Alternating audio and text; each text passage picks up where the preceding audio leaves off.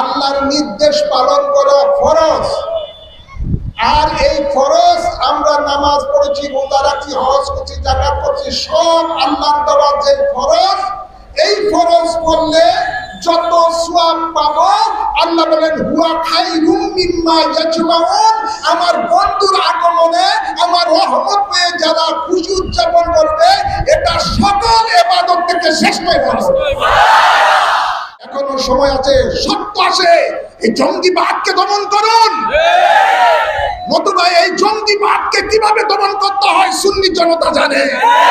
নারায়ণগঞ্জের জমিন সুন্নিয়তের জমিন, নারায়ণগঞ্জের জমিন ওলি প্রেমিকদের জমিন, নবী প্রেমিকদের জমিন।